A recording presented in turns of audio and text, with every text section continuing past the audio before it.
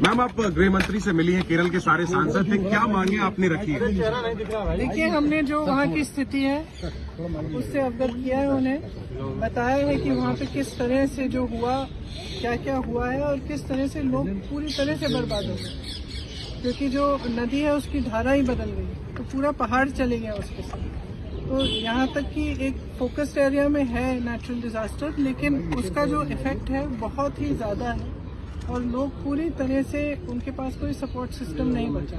लोगों के परिवार, लोगों के घर, उनके बिजनेसेस, पाठशालाएं, जो भी था सब बह गया। तो इस परिस्थिति में अगर केंद्र सरकार कुछ न करे तो लोग क्या उम्मीद रख सकते हैं। तो हमने अपील ये भी की कि राजनीति को परे करके जो मानवता के तहत, मानवता के आधार पर जो हुआ है, वहाँ के लोगों को, वहाँ के बच्चों को मदद की जाए।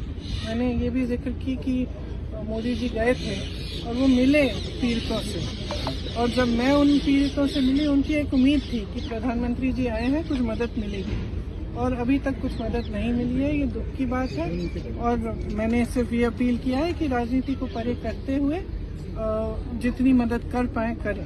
क्या भरोसा क्या भरोसा दिया? मैम, होम मिनिस्टर ने क्या आश्वासन दिया और आप लोगों ने प्रधानमंत्री से मिलने का समय मांगा था, क्या आगे पीएम से भी मिलेंगे? We have given representations to the Prime Minister also, Home Minister also. The devastation that has happened in that area is complete. It is a small area in which whatever was in the way of the river, when the river changed course, it has taken away. So it is not just a question of people losing one member of a family or maybe some part of their home or some part of their life.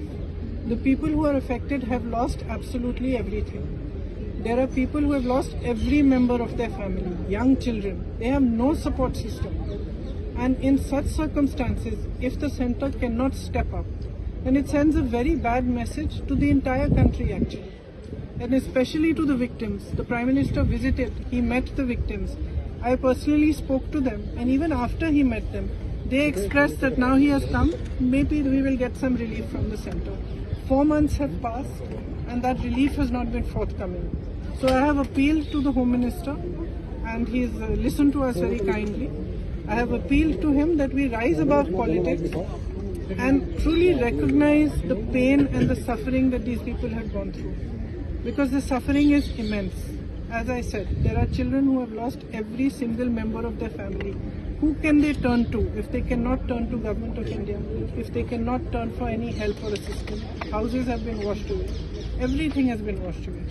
So it is just on behalf of all the MPs of Kerala, it was our appeal to them that they should consider this very seriously and be more forthcoming with the relief so that these people can rebuild their lives. Ma'am, home minister ने क्या आप लोगों को कहा, और कल बताया जा रहा है कल शाम तक उन्होंने कहा कि कुछ डिटेल्स देंगे, क्या उन्होंने कहा है कि जो किया गया है और जो हो सकता है, उन दोनों चीजों की डिटेल हमें कल शाम तक दे देंगे। तो हमने ये इच्छा व्यक्त की कि जितना भी हो सके वो कर पाए वो करें, क्योंकि स्थिति वहाँ पे काफी खराब है।